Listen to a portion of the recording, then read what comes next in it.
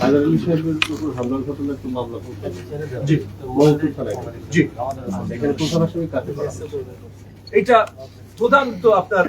আসামি কি বলেন না হুকুমের 1 নম্বর আসামি তো ভাই প্রার্থী নিজে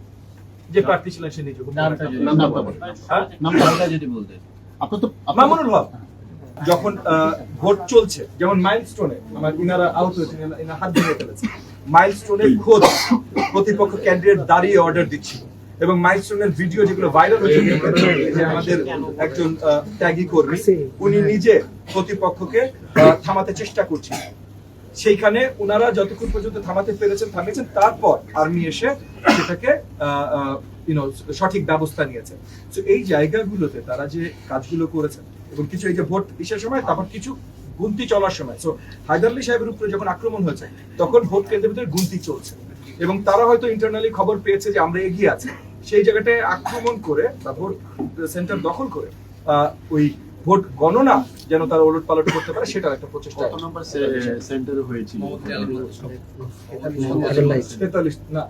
আলী মাদ্রাসাটা কত নম্বর? আলী মাদ্রাসাটা হচ্ছে 34 নম্বর ওয়ার্ডে। 34 নম্বর ওয়ার্ডের সেন্টার নাম্বারটা আপনারা নিজে দেখে নিতে পারেন বা পরে আপনাদের জানিয়ে দিতে পারেন। সো এই অবস্থানগুলো আপনাদেরকে পরিষ্কার করে জানাবার জন্য আজকে আমাদের এই প্রেস কনফারেন্সটা ডাকা এবং যেটা আমি আপনাদেরকে প্রথমেই পরিষ্কার করলাম যে আজকে এখানে হায়দারআলী সাহেবের পরিবার ওনারা অ্যাটেম্পট টু মার্ডার মামলা করবেন বাকি সকলে তাদের উপরে যে আক্রমণ হয়েছে টেরোরিজম অ্যাক্টের আন্ডারে বা যে অ্যাক্টের আন্ডারে এই মামলাগুলো হয় তাদের ওই থানাগুলোতে আদাবর থানা মোহাম্মদপুর থানায় ইমিডিয়েটলি এই মামলাগুলো দায়ের করা হবে। আপনাদের কোনো প্রশ্ন থাকলে করতে প্রশ্ন করতে চাই, রাজনৈতিক মামলাগুলোতে গণহারে অনেক বেশি আসামি করা হয়, এই ক্ষেত্রে কি তাই হবে নাকি আপনারা সুনির্দিষ্ট করে চিহ্নিত করতে পেরেছেন কারা এই হামলাগুলো করেছে এবং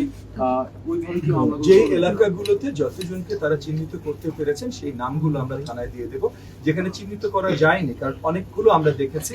আপনার মানে জাস্ট র্যান্ডম আপনি যদি এমন করে বলেন এমন হতেই পারে যে আমার প্রতিপক্ষ যেহেতু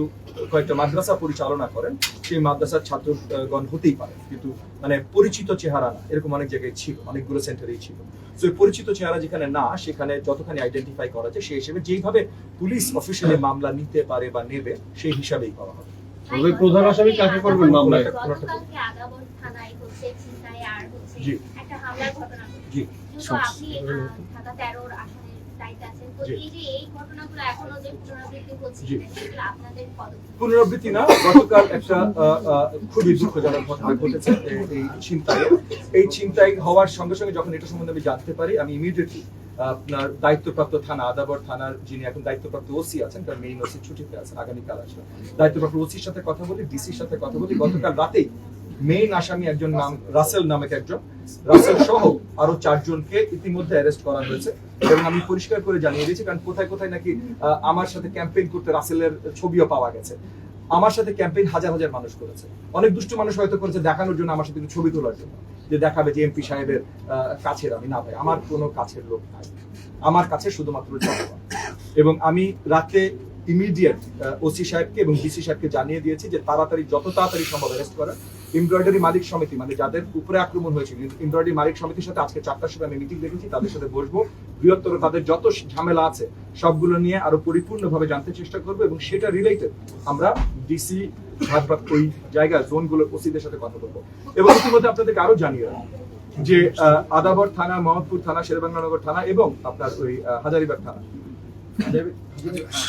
হাজারীবাগ থানার কিছু এলাকা আমার এরিয়াতে রয়েছে এই 4টা থানার ওসিদের সাথে ইতিমধ্যে কথা বলেছি যে তাদের আরো পর্যাপ্ত পরিমাণে শক্তিশালী হতে কারণ আর্মি ক্যাম্পগুলো সরে যাচ্ছে শক্তিশালী হতে কি কি প্রয়োজন তারা আমাকে তালিকাভুক্ত করে জানিয়েছে তাদের লোকজন কত প্রয়োজন গাড়ি কত প্রয়োজন কি কি কত প্রয়োজন এগুলো ইতিমধ্যে আমরা কমিশনার অফিস